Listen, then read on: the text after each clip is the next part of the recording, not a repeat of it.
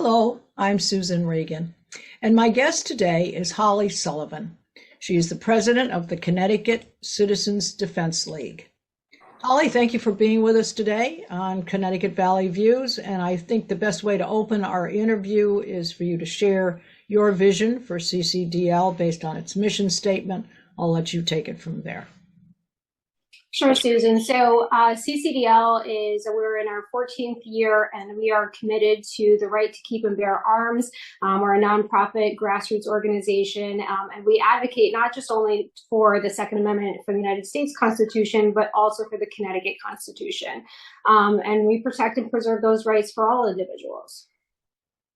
Now, you also say that you welcome anyone who believes that the defense of our constitutional right is critical, and that they're devoted to advocating rights affirmed by the constitutions of the United States, and in particular the rights of self-defense, to keep and bear arms, to actualize that defense, are fundamental and undeniable. So a little history, I guess, on CCDL. You told us it started in 2014, did you say? Yeah, we're in our 14th year. Okay, all right. And how many presidents, you're currently president, how many presidents have we had during that time? Just two. I'm the second. Okay. And obviously your mission statement, I guess if you would say a mission statement for CCDL, is actually to defend anyone who follows the process, which is I don't want to say complicated, but it certainly is in the state of Connecticut.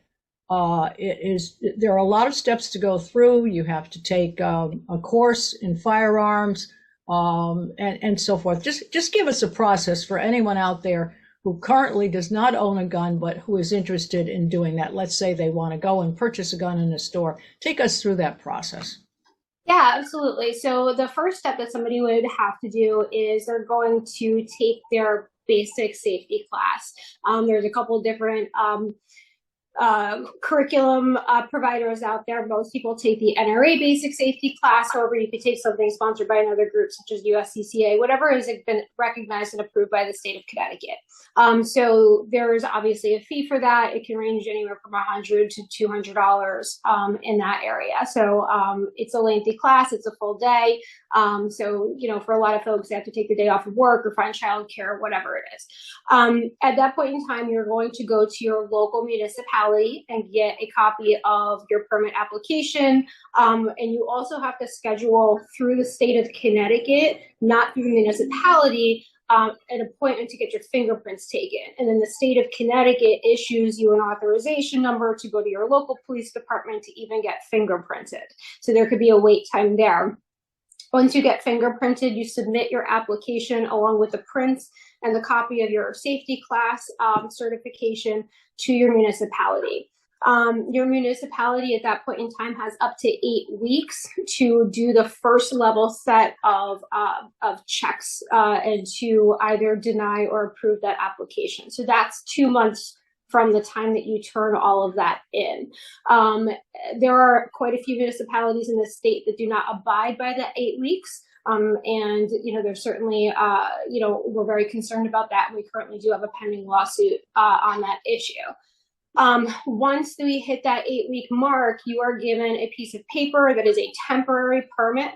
You cannot buy a firearm at this point. You also cannot buy ammunition at this point. You can simply take that document, take it over to the state police. State police then runs their next set of checks. And then at that point, when you pay more fees, you are issued your actual permit.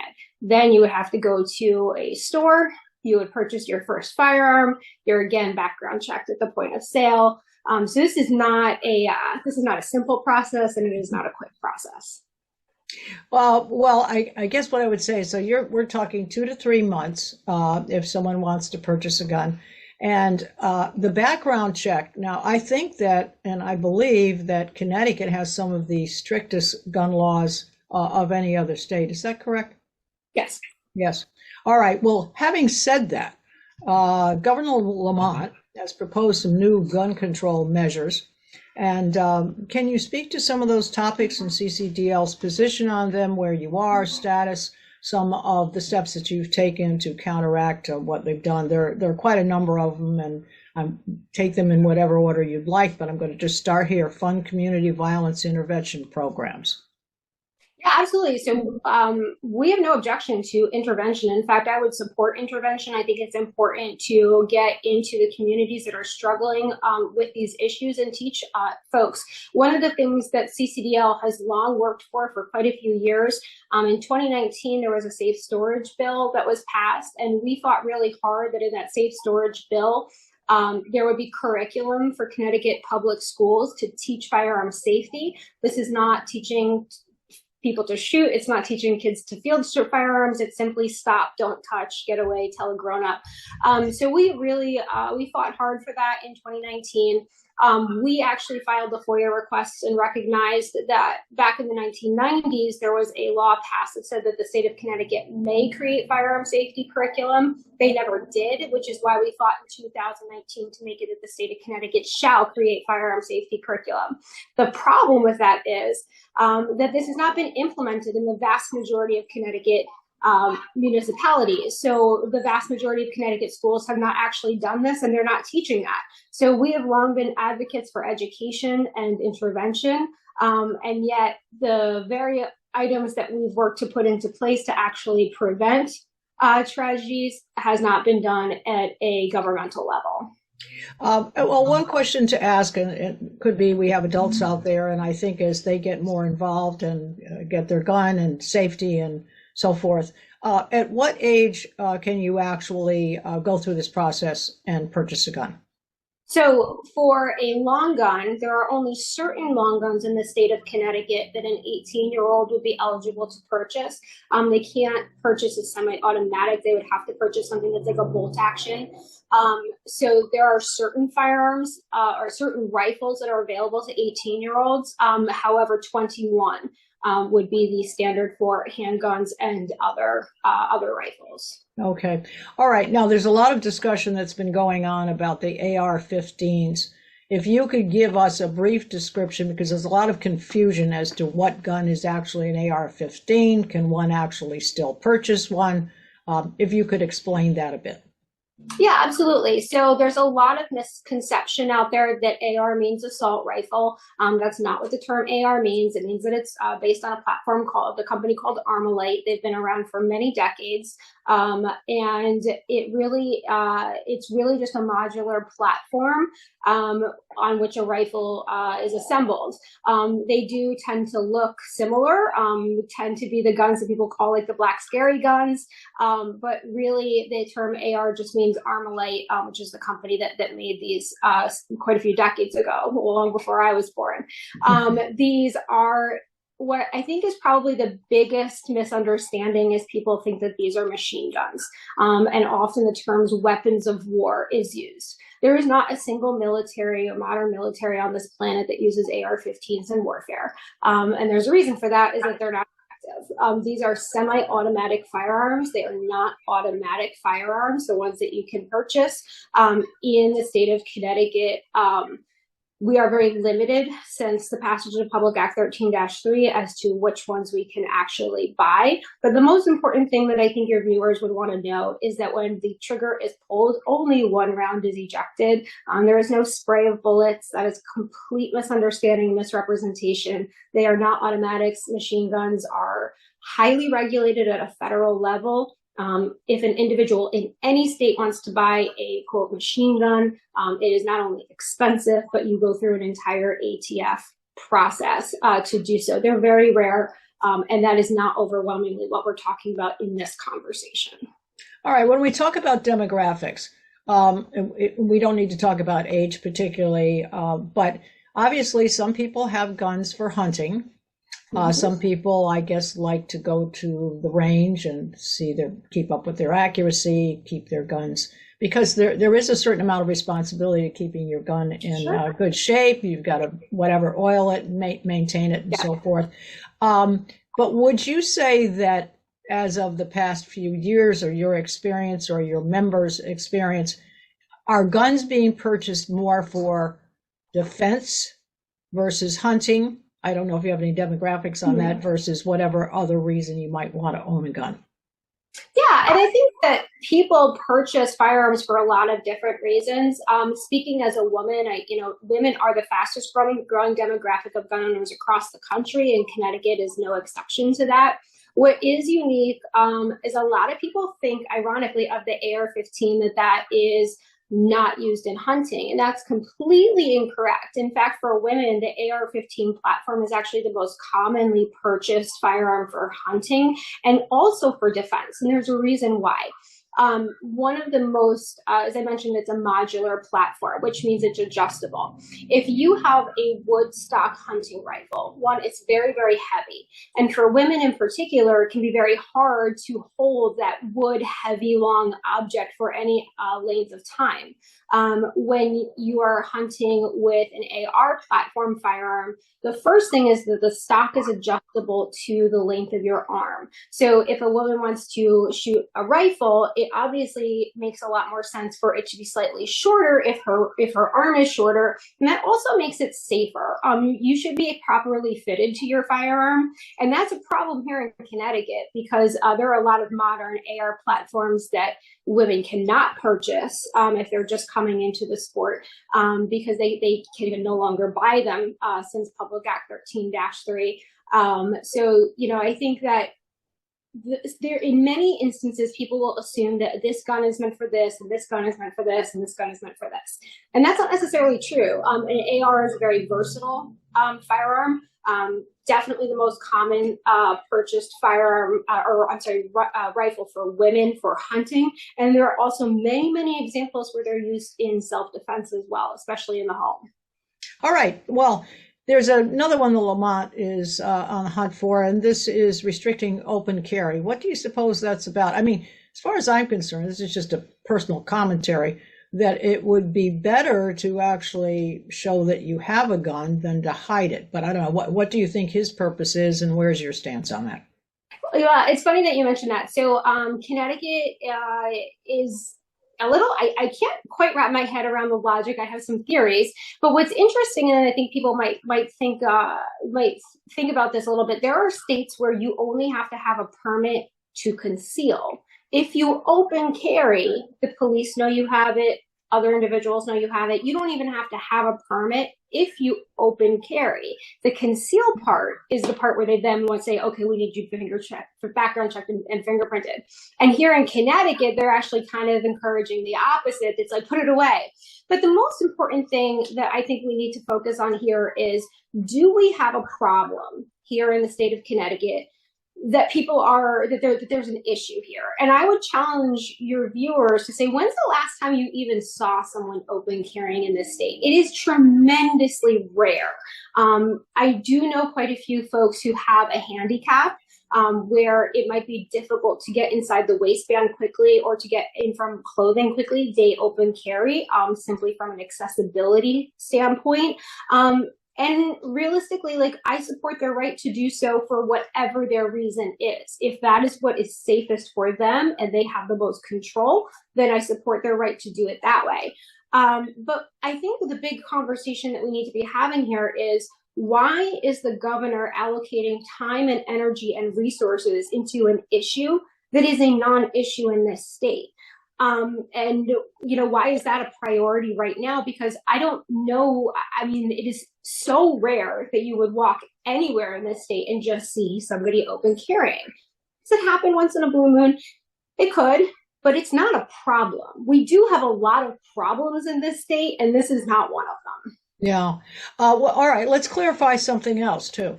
Let's just say that doesn't go through, and you can have open carry or concealed carry, and you have the proper paperwork to cover that. What about someone? Can they just have a gun in their glove compartment of their car and leave it there? I mean, is that okay? And be driving around with it wherever you go? Is that all right? We already have safe storage in the vehicle laws in our state. So it depends. If you have a locking glove box, you would need to utilize that. So if your glove box is locked, I don't want to speak for every vehicle. You may be compliant with that law, but every vehicle is different. I do recommend that everybody has a small safe in their vehicle, anyway, because things happen. But ultimately, I don't really think that it's something that the government is truly in a place to be involved in, because it's simply a punitive measure. If they're not going to be going around and checking cars, it's only if something goes wrong already that they come in and they slap you with a penalty. But they're not actually doing anything here to be proactive. I encourage people to make the right decision for themselves and their families with how they have to store their firearms. And I would welcome the state to do more education around it. However, the regulation of it I find to be ineffective, because it's simply a penalty and not actually getting ahead of it. Sure. All right. Let's look at another situation, because I know that some people will hesitate in owning a gun or having a gun in the house, because let's put them in a circumstance where you're protecting your home. It's 2 a.m. in the morning. You have your gun. Supposedly, you're supposed to have it locked up and your ammunition someplace else. You're not supposed to store it loaded. 2 a.m., you hear crashing and banging on the front door. Obviously, it's frightening. You get your gun. I guess you either load it 9mm or bullets in your handgun, whatever. You go down and someone has broken through the front door. You can't tell if they're brandishing a knife or some other weapon or a gun. You fire the gun and you kill them. Now, that obviously is a traumatic event, but what you've done is you protect your home. Obviously, the police will come, or you call the police and so forth. Then the process from there. Is there a situation here where you now become the victim of someone who's broken into your home and put fear in your family, but you've killed someone? Is there fear of being a victim now of the law because you've actually killed someone, because now they have to investigate it and see if they actually had a weapon or not? Are you in an okay position to have shot them? Well, yeah, that's going to really be, that's very circumstantial, and something that an attorney would be best suited to reply based on the circumstances. Mm-hmm. At the end of the day, if you're in fear for your life and it's genuine, the vast majority, well, I don't even want to say that, there are people that find themselves in these situations. Sure. And really there's a lot of factors that go into it. Were they facing this direction? Were they facing that direction? Did you have an opportunity to get away? So there's a lot of circumstances that play into what the ultimate verdict would be. Okay. All right. Let's talk about going on with Governor Lamont here. He wants to have limited gun purchases, 1 gun per month. What is your position on that? I think that's very dangerous, and there's a lot of reasons why that's very dangerous.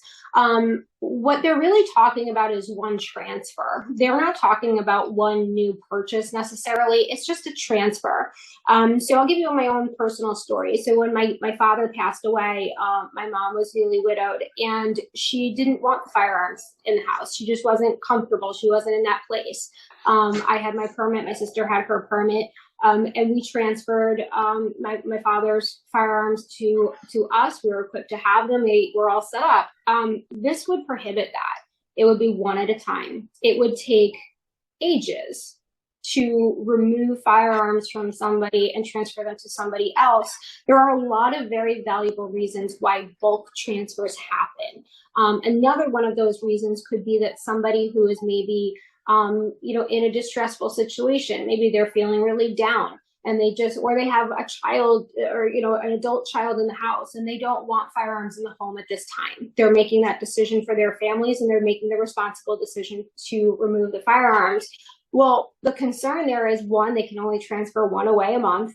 But then when they want to, they're less likely to do it, because if they want to get their firearms back, 1 month. It might take them a year or 2 years to get their firearms back. So there's a lot of, this is the problem with quite frankly, the governor's plans in general. They don't speak to us. Talk to the real gun owners and find out what the real implications are. What they're trying to prevent are straw purchases. They're trying to prevent somebody coming in, buying a number of firearms, and then selling them on the streets. The harsh reality is that's already illegal. It's already a federal crime. So all that they're doing is implementing now a state law that will hinder people's ability to do the right thing when they're in a hard situation. All right, let's talk about inheriting something. Let's just say that you have an uncle or a parent or a grandparent, and they have a gun that they've had for a long time, or perhaps it's even of some value because it's historic in some way. Once you inherit it, once it's been announced that this is part of your inheritance along with money and maybe jewelry and something else, what does one do about that if they do not already have a license to own a gun? Do you have to go through the same process, or what happens in that situation? Yeah, in that situation, I would really recommend connecting with an attorney. Okay. All right. Again, age restrictions, we talked about this, and apparently Governor Lamont would like to have it restricted to age 21. CCDL's position on that, do you feel that the age should be moved to 21 or not, or do you feel that emotionally and actually physically and capably and mentally, I guess, does that seem to be a good thing, or you think it's too restrictive? Absolutely do not support it. One thing that I want to make sure people understand is that in the state of Connecticut already, 18, 19, and 20-year-olds are already highly restricted in what they can purchase. What they are able to purchase are firearms that are primarily used in hunting. So we're talking about bolt-action, manually operated rifles. They cannot purchase handguns of any sort in this state already, or even at a federal level. So we're only talking about really hindering an American tradition of hunting and conservationism that is involved in that. And there is really, I mean, quite frankly, we don't have a situation. Again, the governor's administration is trying to solve a problem that's not a problem. They're not buying semi-automatic firearms in this state right now that are capable of, I mean, we're talking about maybe a 22. They can buy a 22. That's not even something that you can take a deer down with.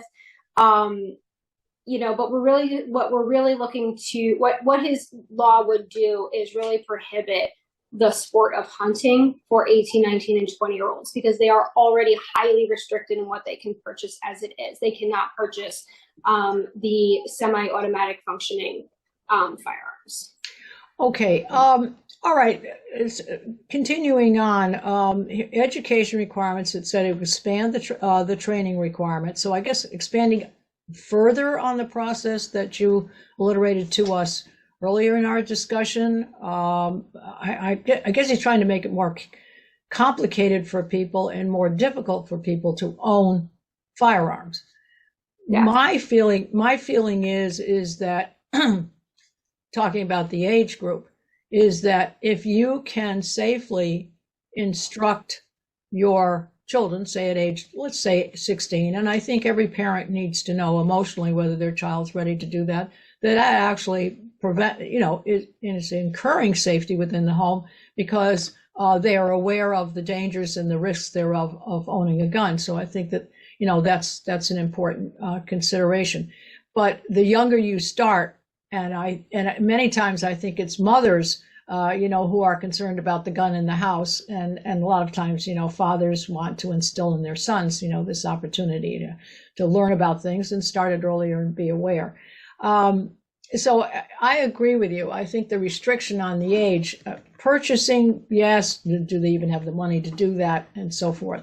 We do have situations where young people, I guess in schools, where they're saying, should we have police outside the schools? And some students are bringing knives to school. So I think there is an argument on both sides, but I think I would like to see the starting trainings earlier.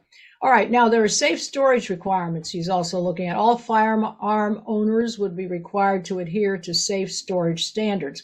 I think you already have that, isn't it? That your gun must be locked up and your ammunition must be separate. I'm not quite sure how he wants to extend that. It depends on who is in your home and who has access to it. So basically what he is saying is that every person, no matter, let's say you have, let's say I could use my own mother, for example, right? She lives in a senior community. She's in her 60s, not terribly quick. Aside from when I would go visit, or her grandchildren would go visit with us, she doesn't have anybody else in her home, for example. What he is saying is at all times your firearm needs to be locked. You can't have quick and ready access to it. There is no, having it on your nightstand or anything like that going forward. So the law right now is if you have children in the home, obviously it has to be locked up. And I would hope that any responsible parent would want to do that. But again, we're talking about a punitive law that is only impactful after the fact. It doesn't do anything to get ahead of it. But what you are really doing is very much slowing down somebody's ability to, at 2 in the morning, when they hear a noise and somebody's coming up the stairs, you're turning a dial in the dark. You just woke up. What, again, we need to go back to is what is he trying to solve? Do we have a problem here where maybe single individuals living alone, why is the government involved in how they store their firearm in their home if there is not an at-risk person present? Yes. And they have no reason to believe there is. Yes. Well, I think much of the violence and many of the things that are going on in our communities today are really the ghost guns or the people who have the guns illegally. That's where the most violence. The only other situation is domestic violence. And I believe what they're saying here is they would disqualify anyone convicted of family violence crime from holding a state gun permit without the need for suitability hearing. That seems to be a rational stance. Do you agree? No. And the reason why is what disqualifies them. 2 brothers get into a fist fight in their front yard at 19 years old. Are they forever constitutionally denied their right because 2 brothers got into a fist fight at 19? I don't support that. Okay, well, I hope we've covered a number of things and questions out there for our viewers. We very much appreciate the time that you've afforded to us to have this interview and clarify some things for people. I would like you to give the website for CCDL. Go ahead. www.ccdl.us. And I want to thank you very much, Holly, for being with us today, and thank our viewers for watching our program. And be sure to see all of our programs on ctvalleyviews.com. You can write to me there, any questions you have. So again, thank you, Holly, for your time. We very much appreciate it. Thank you, Susan.